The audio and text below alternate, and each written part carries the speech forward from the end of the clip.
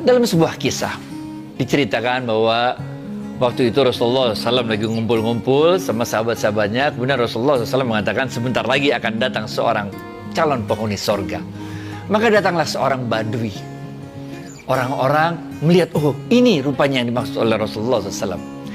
Hari kedua demikian juga, hari ketiga demikian juga. Sehingga orang-orang penasaran. Abdullah bin Amr bin As penasaran. Apa sih amalan orang ini? Kok bisa dia menjadi calon penghuni sorga? Maka kemudian Abdullah bin Amr bin As ini minta izin untuk bisa tidur menginap bersama dengan orang tersebut di rumahnya. Maka tidurlah di rumah orang tersebut. Tidak ada ibadah-ibadah yang istimewa yang dilihat oleh Abdullah bin Amr bin As dari orang tersebut. Satu malam gak ada yang istimewa.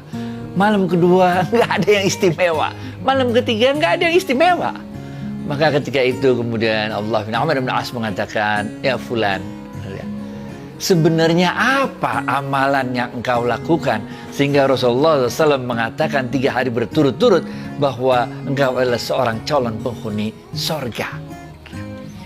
Orang ini pun kaget, lah apa ya, saya nggak ada amalan-amalan yang khusus yang istimewa yang saya lakukan. Coba ingat-ingat lagi deh katanya. Kemudian diingat-ingat terus dia bilang, oh mungkin amalan ini yang menyebabkan Rasulullah SAW berkata demikian. Apa itu? Setiap kali aku mau tidur, aku selalu mendoakan orang-orang yang aku temui pada hari itu, dan aku maafkan semua orang yang pernah aku temui pada hari itu. Aku mendoakan kebajikan untuknya, dan aku tidak merasa iri dan dengki terhadap semua orang yang aku temui pada hari itu. Ini men, kita kan biasanya setiap Idul Fitri ini, maaf lahir batin dan Aidil Faizin, bener gak? Ini dia men. Kalau kita setahun sekali Idul Fitri, mohon maaf lahir batin dan Aidil Faizin, bener gak? Kalau sahabat ini tiap malam sebelum dia tidur, dia ingat-ingat dia ketemu sama siapa aja, dia doain semua orang yang dia temuin hari itu, dia maafkan semua orang yang dia temuin hari itu, dan dia tidak mempunyai rasa iri dan dengki pada orang yang dia temuin pada hari itu tiap harinya. Nah, tiap kali kita mau tidur, kita ingat siapa yang kita temuin, kita maafin atu-atu, kita doain satu-satu, men. Keren ya?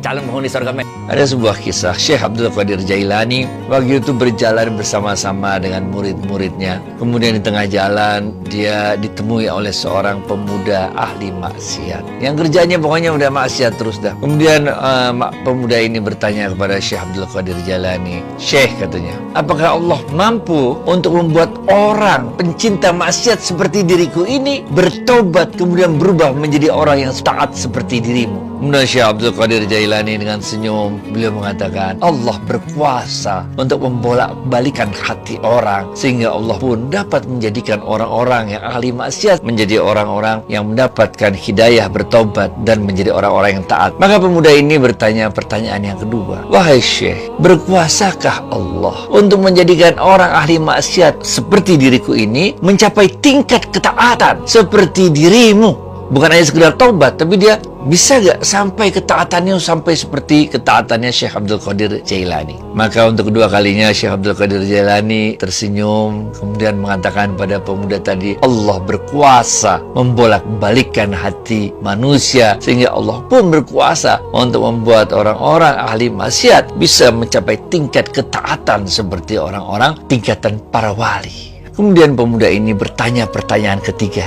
"Wahai Syekh, apakah berkuasa Allah membolak-balikkan hati orang sehingga orang dengan tingkat ketaatan seperti dirimu, Syekh, kemudian menjadi ahli maksiat seperti diriku?"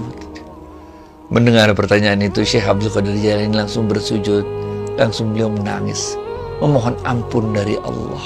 Begitu sujud terus murid-muridnya nanya, Syekh kenapa kok jadi nangis begitu? Kemudian Syekh Abdul Qadir Jailani menjelaskan bahwa Allah berkuasa membolak-balikan hati orang. Itu sebabnya juga kalian tidak boleh memandang rendah orang yang saat ini masuk ke dalam lumpur kemaksiatan. Karena Allah berkuasa untuk membalikkan hatinya, bertobat. Bahkan Allah berkuasa untuk mengangkat derajatnya sampai derajat tingkatan para wali. Sebaliknya, Allah pun berkuasa untuk membalikkan hati seorang yang tingkat ketaatan yang begitu tinggi, tapi karena ketaatannya yang begitu tinggi itu, dia akhirnya memandang rendah orang lain yang berbuat dosa, memandang rendah para ahli maksiat, sehingga Allah balikkan hatinya. Akhirnya ahli taat pun terjerumus menjadi seorang ahli maksiat.